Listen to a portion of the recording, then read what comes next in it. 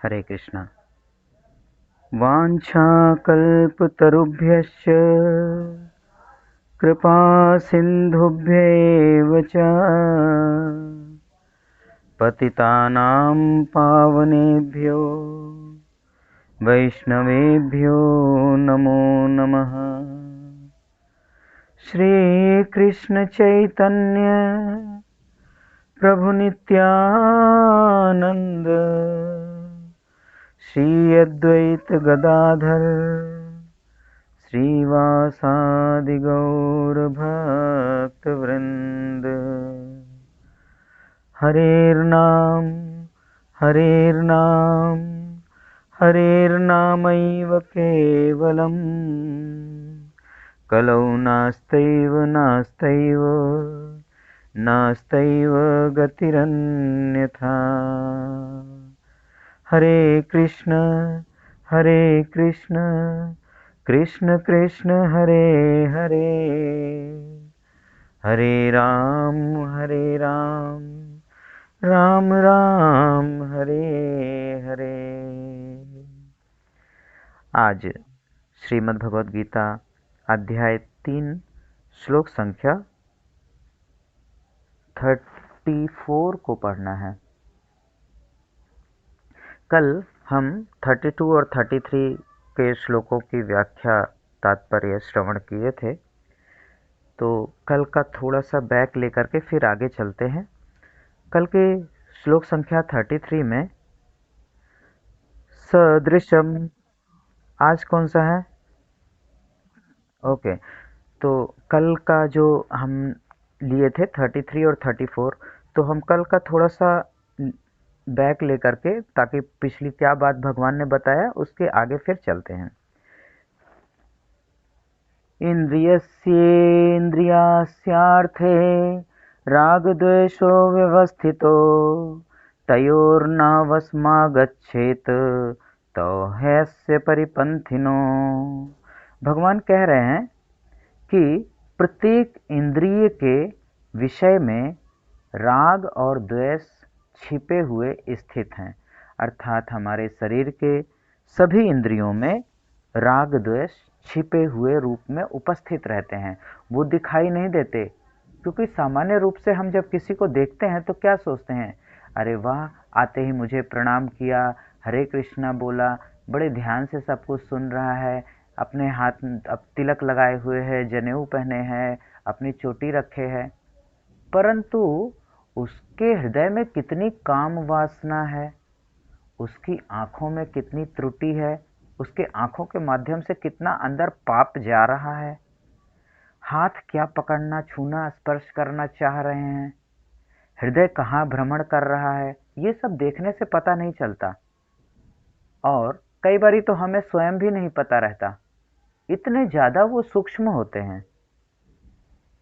प्रत्येक इंद्रियों में राग और द्वेष छिपे हुए होते हैं। राग किसी से मोह और ममता, किसी कामना को चाहना, किसी को चाहना, ये राग हो गया। और द्वेष, वो आदमी आगे कैसे बढ़ रहा है, उसको सोफे पे बैठने के लिए कैसे मिल गया, हमें जमीन पे क्यों मिल रहा है, अच्छा उसकी पहुंच मंच तक है, हमारी क्यों नहीं है। द्वेष ये छिपे हुए हैं, दिख नहीं रहे। मनुष्य को उन दोनों के वश में नहीं होना चाहिए। ना तो राग के वश में होना चाहिए, ना द्वेष के वश में होना चाहिए। दोनों से दूर रहेंगे और इंद्रियों को भगवान की सेवा में लगाएंगे तो कल्याण होगा। मनुष्य को राग और द्वेष के वश में नहीं होना चाहिए। क्यों नहीं होना चाहिए? क्योंकि ये दोनों ही कल्याण मार्ग में विघ्न करने वाले महान शत्रु हैं। कल्याण क्या है? कल्याण हमारा लक्ष्य है भगवत प्राप्ति, और ये जन्म मरण से छुटकारा पाना। गीता का जो हम स्वाध्याय कर रहे हैं वो इसीलिए कर रहे हैं, और इसका मुख्य विषय ही यही है कि हम किस प्रकार अपने ठाकुर जी के धाम जा सकें। क्या करें कि हम अपने ठाकुर जी को पा सकें? क्या करें कि भगवान की भक्ति बढ़े? क्या करें कि हम अपनी माला नित्य पूरी कर सकें, जिसके साधन से हम अपने साध्य श्री ठाकुर जी के धाम पहुंच सकें। कल्याण के मार्ग में विघ्न है राग और द्वेष।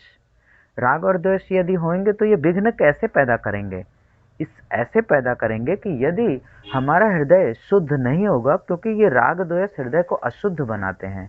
अगर ये राग द्वेष रहेंगे तो हृदय अशुद्ध रहेगा, और जब हृदय अशुद्ध होता है तो हमारी बुद्धि कैसी होती? कामना से भरी हुई हो जाती है। हृदय शुद्ध होता है तो बुद्धि शुद्ध होती है, सात्विक होती है, और हमारे मन में अच्छे कर्म, सद्कार्य, सद्भाव, अच्छे कर्म, भगवान के गुण आने शुरू हो जाते हैं, और हमारा फिर भजन में मन लगता है। भजन में मन इसलिए भी नहीं लगता क्योंकि हृदय अशुद्ध है। ज़्यादा माला इसलिए नहीं होती क्योंकि हमारा हृदय अशुद्ध है। हृदय अगर शुद्ध हो जाए तो भजन में भी मन लगेगा। हृदय का शुद्ध होना आहार के शुद्धिकरण से होता है। यदि हम आहार अपना सात्विक बनाना शुरू करें तो धीरे धीरे हृदय शुद्ध हो जाएगा। हृदय शुद्ध होने पे बुद्धि शुद्ध होती है। बुद्धि शुद्ध होने पे हमें भगवान की ओर जाने का मन करता है। गीता जी की क्लास लेने को मन करता है। आज क्लास में क्या हुआ उस श्लोक को बाद में स्वाध्याय करने का मन करता है। और जिसका हृदय शुद्ध नहीं होता उन्हें ये सब करने को मन नहीं करता। दूसरा कल्याण में क्या बाधा हो सकती है? दूसरा बाधा ये हो सकती है कि अगर मोह और ममता होती है, राग होते हैं, तो अंत समय में मोह और ममता जब होते हैं तो अंत समय में हमें वे ही याद आते हैं जिनको हम ये सोच रहे होते हैं कि जिनके प्रति हमारे हृदय में राग है, जिनके प्रति हमारे हृदय में मोह है, उन्हीं की याद आती है। उनकी याद आने से हमारे सूक्ष्म शरीर पर ये जो प्राण है, जब ये बाहर निकलता है तो एक सूक्ष्म शरीर भी उसके साथ में चिपक करके जाता है। उस सूक्ष्म शरीर में क्या होता है? इस जन्म में हमने कैसे संस्कार हासिल किए। अगर प्रतिदिन हम लोभी बने रहे और बहुत कंजूस बने रहे तो उसकी छाप उस पे पड़ी रहेगी। अगर हम हमेशा पूरे जन्म भर तक स्त्रियों के बारे में सोचते रहे तो उसकी छाप उस पे पड़ी रहेगी। अगले जन्म में हमें उसी तरह की योनि प्राप्त होगी, और उस जन्म में हमारे जो वो आदत होएगी वो इसी प्रकार की होएगी जो उसमें सूक्ष्म रूप से छपे हुए हैं, चिपके हुए हैं। तो अगर हम मृत्यु के समय मोह ममता होती है तो हम भगवान को नहीं याद कर पाते, जिसको हम पूरे जन्म भर तक भजते रहे, जिसको हम पूरे जन्म भर तक याद करते रहे, जिसको हम पूरे जन्म भर तक पालते पोसते या प्यार करते रहे, उसी की याद आती है। उसकी याद आने से उसकी छाप सूक्ष्म शरीर पे पड़ जाती है और उसके कारण हमें पुनर्जन्म लेना पड़ता है। मृत्यु के समय संत लोग कहते हैं कि कुत्ते बिल्ली की आवाज भी न सुनाई दे, इतना प्रयास करना चाहिए कि अगर कुत्ते की आवाज सुन गए और कहीं गलती से उसी समय प्राण निकलने हो गए और कुत्ते की आवाज सुन करके वो सोचने लग गया कुत्ता, तो ऐसी अधम योनि में जाना पड़ सकता है। और लोग अपने घरों में बड़ा प्यार करते हैं कुत्तों से। अगर हम एक मनुष्य से, एक स्त्री से या एक पुरुष से इतना प्यार करते हैं कि उसकी याद सोते समय भी आती है, स्वप्न में भी आती है, तो यदि कोई कुत्ते से ऐसा करता है तो उसको क्या होता होगा? वही सूक्ष्म शरीर में छप जाएगा ना, तो वही योनि प्राप्त होगी। इसलिए मोह और ममता का त्याग होना चाहिए। राग द्वेष, राग नहीं हो, द्वेष नहीं हो, तो कल्याण का मार्ग सुनिश्चित हो सकता है।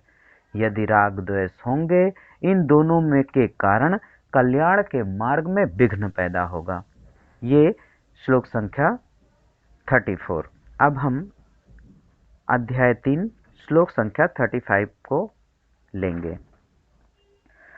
श्रेयान् स्वधर्मो विगुणः परधर्मात् स्वनुष्ठितात् स्वधर्मे निधनं श्रेयः परधर्मो भयावहः।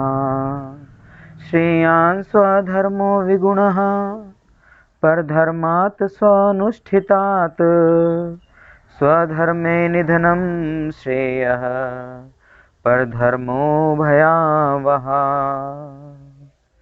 पढ़िए प्रभु जी। श्रेयान् स्वधर्मो विगुणः परधर्मात् स्वानुष्ठितात् स्वधर्मे निधनं श्रेयः परधर्मो भयावह। अभी प्रभु जी ने इसका अर्थ बताया। इसका अगर हम तात्पर्य कुछ बताएं अपने शब्दों में तो इसका अर्थ है अच्छी तरह आचरण में लाए हुए दूसरों के धर्म से गुण रहित भी अपना धर्म अति उत्तम है। अर्थात हम जिस धर्म में हैं, अगर हम सोचते हैं कि हमारा धर्म अच्छा नहीं है, दूसरे का धर्म अच्छा है, और हम उस धर्म में अपने आप को परिवर्तित कर लेते हैं, तो ये श्रेष्ठ कर नहीं है। भगवान इसको मना कर रहे हैं। भगवान क्या कह रहे हैं? दूसरे के धर्म से अपना चाहे गुण रहित धर्म हो, अपने धर्म में चाहे एक भी गुण ना हो, केवल दोष ही दोष हो, तो भी दूसरे के धर्म से अपना धर्म अति उत्तम है। और आजकल लोग क्या करते हैं? जरा से चावल के लिए, जरा से पैसे के लिए अपना धर्म परिवर्तन कर देते हैं। हम एक जगह ट्यूशन पढ़ाते थे, तो वहाँ पे एक काम करने वाला आता था। वो हिंदू था और उसने ईसाई धर्म में परिवर्तित हो गया। क्या? मैंने पूछा ऐसा क्यों किए? क्या? उनने कहा था 5,000 रुपये देंगे और तुम्हें काम करने के लिए तुम सब्जी बेचना, एक ठेली दे देंगे। एक ठेली और 5,000 रुपये सब्जी की खरीदने और खरीदने के लिए, जो भी है, इतने के लिए उसने अपना धर्म परिवर्तित कर दिया। क्यों कर दिया? क्योंकि संस्कार नहीं दिए गए थे। बचपन से बड़े होने तक उसे किसी ने भी कभी गीता नहीं सुनाई होगी, ना उसने कभी उसकी इच्छा हुई होगी पढ़ने की, वरना भगवान की कही हुई बात जरूर हृदय पे एक बार असर करती। दूसरे के धर्म से अपना धर्म चाहे गुण रहित हो, पूरी तरह से दोषपूर्ण हो, तो भी अपना धर्म अति उत्तम है। धर्म में मरना कल्याण कारक है। अपने जिस धर्म में हम पैदा हुए हैं, उस धर्म में मरना कल्याण कारक है, बजाय कि दूसरे के धर्म में अगर कोई ये कहे ना कि इस धर्म में मरोगे स्वर्ग मिलेगा, तो भगवान कह रहे हैं अपने धर्म में अगर नरक मिले तो उसमें मरना कल्याण कारक है। दूसरों का धर्म भय देने वाला होता है। बहुत सूक्ष्म बात है और सभी को गीता जी पढ़नी चाहिए, क्योंकि इसमें अपने जीवन को किस तरह से ले जाएं, कैसा अपना जीवन बनाएं, इसी का ही वर्णन है। बाकी सभी ग्रंथों में तो ऋषि मुनियों ने भगवान की कथाओं का विस्तार किया है, भगवान की लीलाओं का विस्तार किया है। इस कारण से उसमें कथा सुनने में सभी छोटे बच्चे से लेकर और बड़े तक सबको कथाएं कहानी अच्छी लगती हैं, तो उसमें रुचिकर लगता है, एक तारतम्य बना होता है। यहाँ एक एक श्लोक में भगवान जीवन की एक एक सूत्र को धारण करने के लिए बता रहे हैं। तो यहाँ पे भगवान अर्जुन से ऐसा क्यों कह रहे हैं? अर्जुन तो कोई धर्म परिवर्तन करने नहीं जा रहा था, वो तो अपने सनातन धर्म का था और सनातन धर्म में रह रहा है। केवल धर्म ही नहीं, अगर हम क्षत्रिय हैं तो क्षत्रिय धर्म का ही पालन करें। ये नहीं कि हम चाहें कि ओहो क्षत्रिय धर्म से ज़्यादा श्रेष्ठ ब्राह्मण धर्म होता है, इसलिए आज से मैं जो है वो करूँगा, क्या कहते हैं, यज्ञ करवाऊँगा। क्योंकि हमारे कई सारे ऐसे भी संप्रदाय हैं जो किसी भी धर्म वर्ण के हों, सबको यज्ञ करना सिखा देंगे, उनसे सीख करके हम यज्ञ कराएंगे। क्या? अपने धर्म में मरना श्रेष्ठ है। दूसरों के धर्म से अपना धर्म सबसे उत्तम है, चाहे अपने धर्म में लाख अवगुण हो।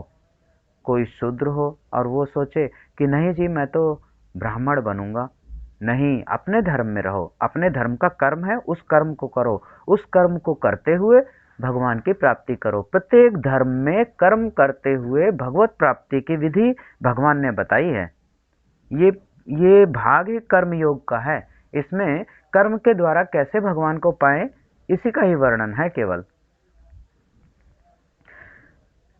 चाहे कोई संसार का कर्म हो, चाहे आध्यात्मिक कर्म हो। संसार का कर्म जैसे क्षत्रिय का कर्म है कि कानून व्यवस्था को बनाए रखे, कोई अधर्म पर चलता हो तो वो कानून व्यवस्था को बिगाड़ेगा, इसलिए उसे सजा दे, और नहीं माने वो युद्ध करने के लिए ललकारे तो उससे युद्ध करे, क्षत्रिय का धर्म है।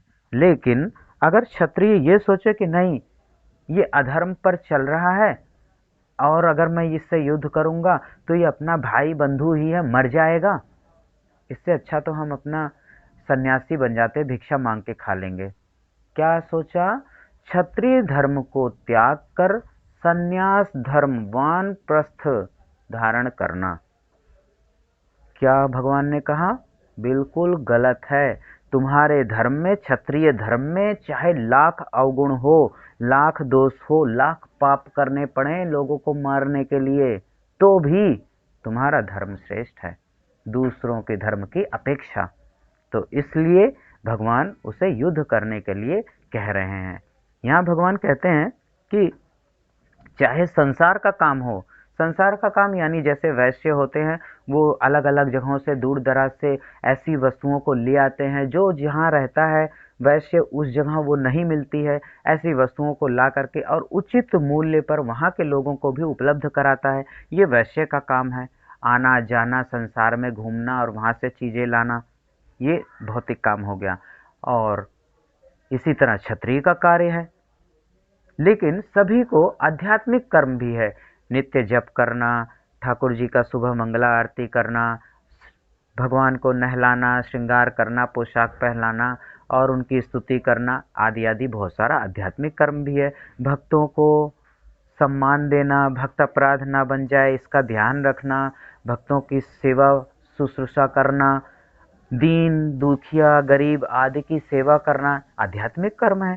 तो भगवान कहते हैं कि चाहे वो भौतिक कर्म हो, चाहे वो आध्यात्मिक कर्म हो, मनुष्य को मरने के समय तक अपने इन सभी नियत कर्मों पर दृढ़ रहना चाहिए। अंत समय में भी विचलित ना होए कि आज मैं मरने वाला हूँ और अगर धर्म परिवर्तन कर लूँ तो मुझे 10,000 रुपये मिलेंगे और हमारे बच्चे सनातन से ईसाई बन जाएंगे, पैसे मिल जाएंगे, मैं इनके लिए कुछ काम आ जाएगा। नहीं, या और भी कुछ उदाहरण ले सकते हैं जिसमें हम अपने धर्म से च्युत हो रहे हैं। भगवान कहते हैं कि चाहे मृत्यु पास में हो, जैसे अभी अर्जुन युद्ध भूमि में है और जीत किसकी होगी ये निश्चित नहीं होता। युद्ध भूमि में तो किसी की भी जीत हो सकती है, कोई भी वीर गति को प्राप्त हो सकता है। तो भगवान कहते हैं चाहे मृत्यु पास में हो तो भी तुम्हारा जो भी भौतिक कर्म है, जो भी आध्यात्मिक कर्म है, उससे बिल्कुल भी विचलित ना हो, ऐसा भगवान कहते हैं। और अंत समय तक अपने धर्म में दृढ़ रहो। क्षत्रिय के लिए हिंसा के नियमों का पालन करते हुए विनिष्ठ होना श्रेष्ठकर है, अर्थात युद्ध करते हुए वीर गति को प्राप्त होना श्रेष्ठकर है। भगवान ने कहा है कि यदि कोई योद्धा युद्ध करते हुए वीर गति को प्राप्त होता है तो उसे उच्च लोकों की प्राप्ति होती है। ऐसा नहीं है कि वो वीर गति को प्राप्त हो गया तो वो नरक में जाएगा, नहीं।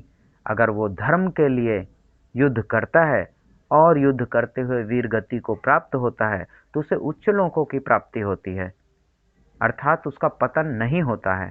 तो क्षत्रियों के लिए ये करना श्रेष्ठकर है। जबकि कोई ब्राह्मण हो, वो क्या करेगा? वो तो अहिंसा का पालन करेगा, कोई उससे चींटी भी ना मर जाए। भक्त भी ऐसा करते हैं, किसी को चोट ना उनके द्वारा लग जाए, इन सब चीज़ों का बहुत ख्याल रखते हैं। और अगर ऐसा क्षत्रिय सोचने लगे, अरे मेरे से मच्छर ना मरे, मेरे से जो है किसी की जो है हिंसा ना हो जाए, मैं तो अब अहिंसा पर चलूंगा क्योंकि अहिंसा परमो धर्म, तो ये श्रेष्ठकर नहीं है।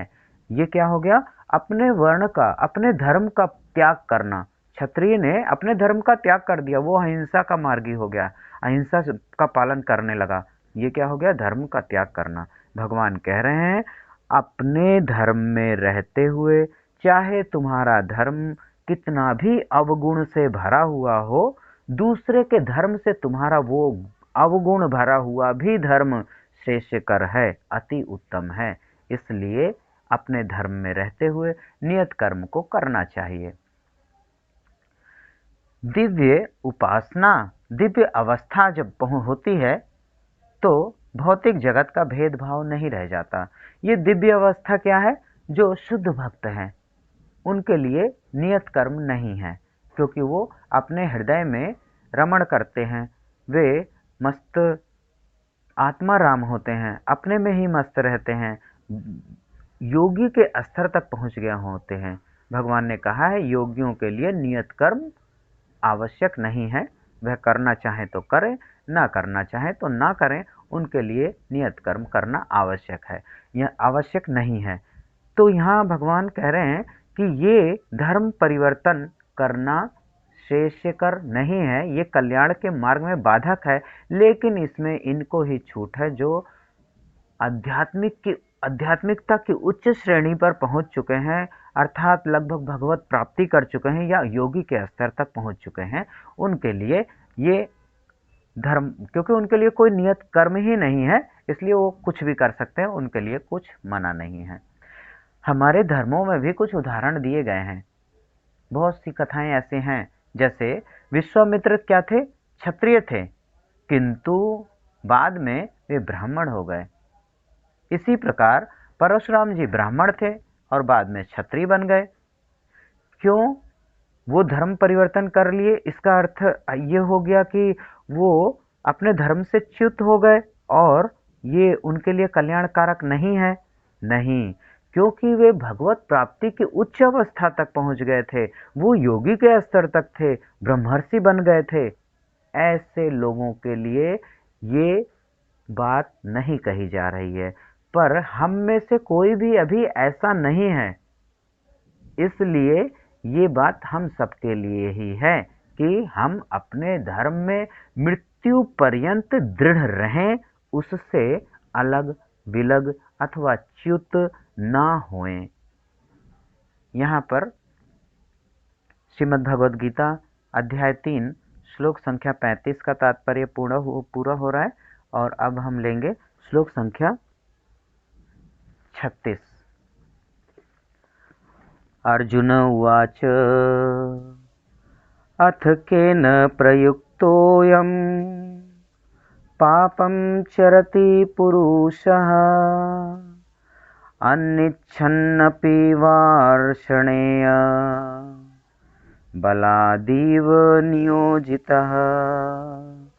अथ केन प्रयुक्तोऽयं पापं चरति पुरुषः अनिच्छन्नपि वार्ष्णेय बलादीव नियोजितः। अध्याय 3 श्लोक संख्या 36। अर्जुन उवाच अथ केन प्रयुक्तोऽयं पापं चरति पुरुषः अनिच्छन्नपि वार्ष्णेय बलादीव नियोजिता।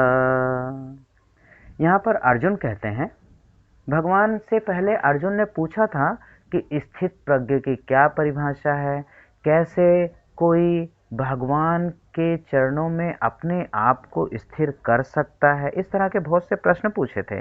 अब फिर भगवान से अर्जुन प्रश्न पूछते हैं कि यह मनुष्य स्वयं नहीं चाहता हुआ भी, यानी वो चाहता है कि भगवत प्राप्ति हो, लेकिन फिर भी वो संसार की ओर भागता है।